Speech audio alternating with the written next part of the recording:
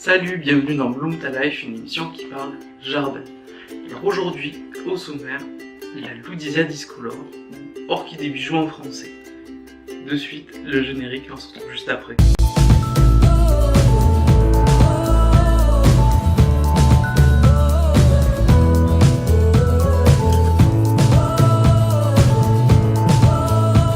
L'orchidée bijou est une orchidée qui vient d'Asie du Sud-Est et d'Indonésie tout particulièrement.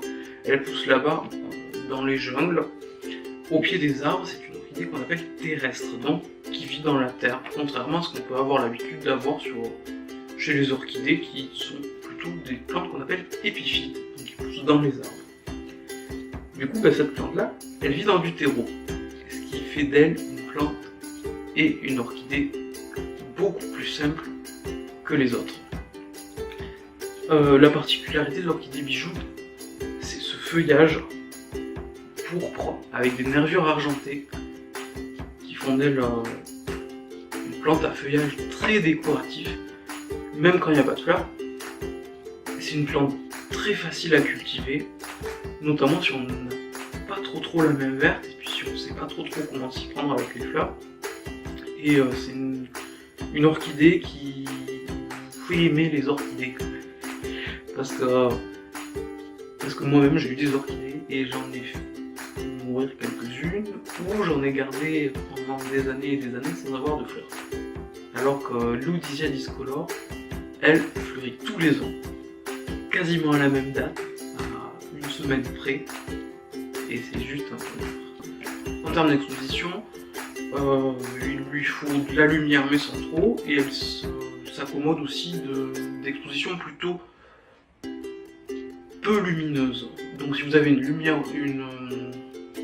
fenêtre au nord et que vous savez pas quoi mettre comme plante, ou que toutes les plantes que vous mettez elles meurent parce qu'elles n'ont pas assez de lumière, c'est une plante qui est faite pour vous.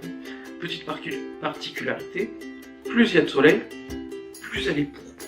Le rempotage s'effectuera tous les 2 à 3 ans après la floraison, dans un substrat très léger composé de moitié, 2 tiers de terreau horticole ou de terre de bruyère, qui est un peu plus acide, et pour le reste, soit de sable grossier, soit de perlite, pour favoriser le drainage. Niveau arrosage, on arrose que quand on voit que c'est bien sec au niveau du substrat. C'est une orchidée qui va avoir plutôt tendance à pourrir de la racine s'il y a trop d'eau. Donc on vérifie qu'il n'y ait jamais d'eau dans la soucoupe et on n'arrose pas trop non plus. Moi j'arrose à peu près 1 fois par semaine et c'est suffisant. Même l'été. Un petit peu d'apport d'engrais du mois de mars au mois de novembre, en suivant bien ce qui est indiqué. Vous pouvez utiliser un engrais spécial orchidée ou un engrais type plante verte à demi-dose. C'est une orchidée, donc je vous ai dit qu'elle est vachement simple à cultiver, d'autant plus qu'elle supporte les intérieurs chauds et les humidités faibles. Alors que c'est une plante qui vient de la jungle quand même. Donc c'est pas négligeable. La floraison a lieu tous les hivers, quasiment à la même période. Donc entre décembre et février, ça dure à peu près 3 semaines, 1 mois. C'est ces toutes petites fleurs blanches là que vous voyez juste ici, qui sont portées par grappes de 12 à 15 fleurs blanches, des vraies petites fleurs d'orchidées, comme on dirait presque des orchidées sauvages qu'on peut avoir dans nos prairies ici en France. Et elle a un tout petit œil jaune, comme une perle posée sur de la nacre, d'où son nom d'orchidée bijou. Pour la multiplication de l'orchidée bijou, donc on oublie directement le semis qui est beaucoup trop technique, on va plutôt s'attarder sur de la bouture ou de la division de touffe. Alors la bouture, on l'a fait entre le mois de mars et le mois de juin, c'est là où ça prend le mieux. Et sur de la bouture de tête, sur des branches qui n'ont pas fleuri, c'est assez important parce que c'est des branches qui auront toute leur énergie pour pouvoir redonner une plante viable.